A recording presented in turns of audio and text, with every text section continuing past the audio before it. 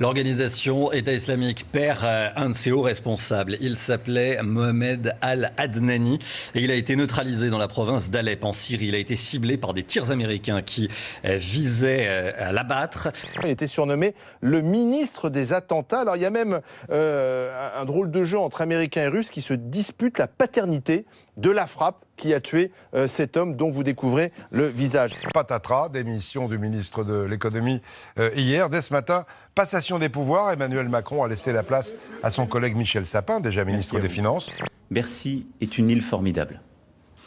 J'ai été très fier d'y être avec vous.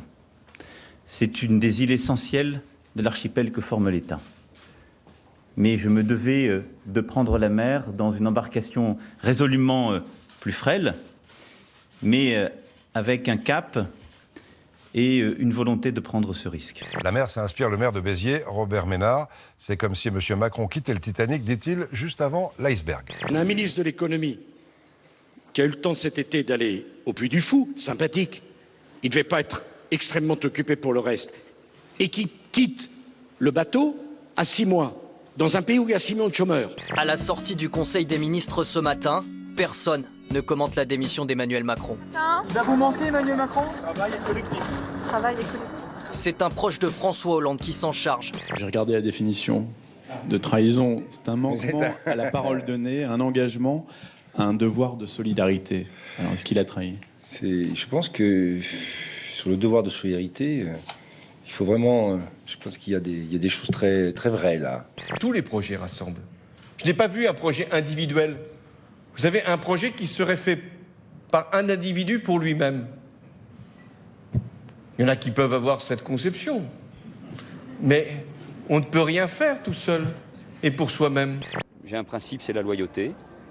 La loyauté, bien sûr, à l'égard du président de la République, mais pas seulement. La loyauté vis-à-vis des Français. Chacun doit être responsable. Vous savez, je commence à avoir un peu d'expérience. On ne s'improvise pas candidat à l'élection présidentielle. Nabila, star de la télé-réalité, qui se lance aussi dans le commentaire politique. Accrochez-vous. Regardez ce qu'elle a tweeté hier soir en regardant l'interview de l'ex-ministre sur TF1, Emmanuel Macron. Pas capable de dire qu'il se présente, on vous a laissé les fautes, au présidentiel, hashtag la durée. Emmanuel Macron sera candidat si jamais il rencontre évidemment un écho dans les Français. Ça, c'est certain. Bah voilà. Mais il y a aussi Benoît Hamon, d'une certaine façon Arnaud Montebourg, qui l'a fait ministre, Fleur Pellerin, qui l'a fait ministre, cette nouvelle génération qu'il voulait pousser en avant, qui était ses héritiers. Et aujourd'hui, cette génération se lance dans un nouveau mal, le parricide. Les uns après les autres, ils quittent le gouvernement pour des raisons différentes et beaucoup d'entre eux veulent se présenter à la primaire pour le tuer, lui. C'est le quinquennat des parricides. Au bout du bout, il va rester 2 types dans le fortin qui lui feront aucun cadeau. Sûrement pas. François Hollande, qui a livré son sentiment hier soir, ainsi rapporté par Le Monde.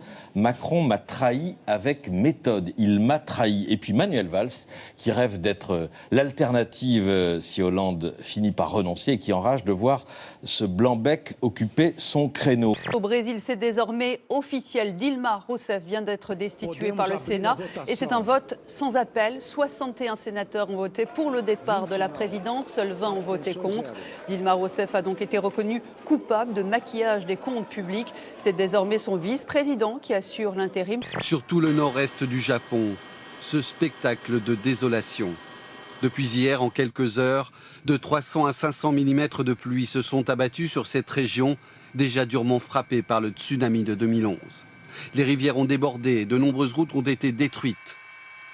Les secours n'ont alors d'autre moyen que l'hélitreuillage pour venir en aide aux victimes.